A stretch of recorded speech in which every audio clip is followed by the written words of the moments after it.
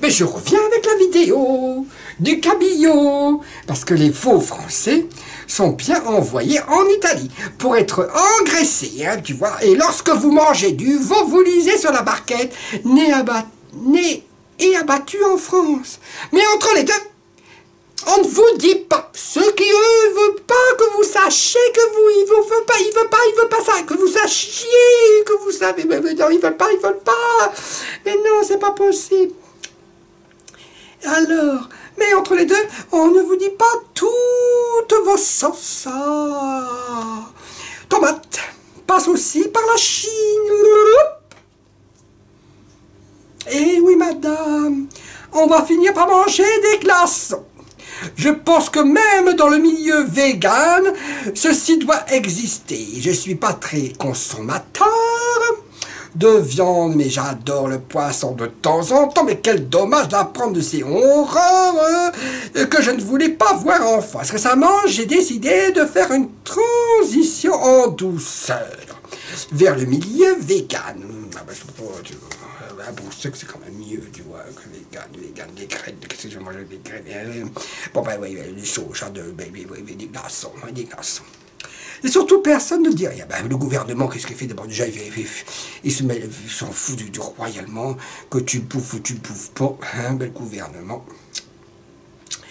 Ah ben oui, c'est des horreurs et des horreurs. Mais surtout, personne ne dit rien à Macron, ministre de la pêche, de la santé, le souci. Oui, c'est très bien. En Chine, il y a des soucis sur la bouffe. Faut être riche pour savoir la provenance. Et encore, il y a du trafic de riz. Ils arrivent à même mettre du plastique. Et tout ça pour du fric. Bande de saloperies. Hein, des branquignoles. Finalement, on ne sait plus quoi manger sans se faire avoir. Vive les producteurs locaux. Bon, on est avec les producteurs locaux. On finit par ne plus savoir quoi manger, à part le bio. Certifié bio, c'est pas sûr que c'est bio, ou sa propre production, mais je finis par devenir parano, comme une impression que si on voulait éradiquer une partie de la population mondiale par l'empoisonnement, on ne s'y prendrait pas autrement. Ah, mais oui, c'est vrai qu'il y a surpopulation, à ne plus manger de poissons, hormis les petits types de sardines, anchois, tu vois ce que je veux dire, là, il part en Chine, tu vois, il part en Chine, et le CO2, quand la taxation du kérosène pour les avions et du fioul lourd pour les cargos et conteneurs, etc. C'est malheureusement souvent le cas du poulet, des pétongs et autres produits transformés par l'industrie agroalimentaire. Bien manger, ça commence par s'éloigner des produits industriels et cuisiner des produits frais. Ben oui, jusqu'où l'humain est-il encore capable d'aller pour gagner plus? Quand on cuit au micro-ondes, un dos de cabillaud est réduit en longueur de 5 à 10%.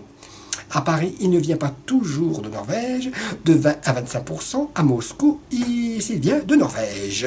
Pas étonné, j'ai vu il y a quelque temps un reportage sur une entreprise bretonne, ce qui m'avait surpris parce qu'ils sont en général assez axés sur l'économie locale, ce qui est plutôt agréable, spécialisé dans la branche alimentaire.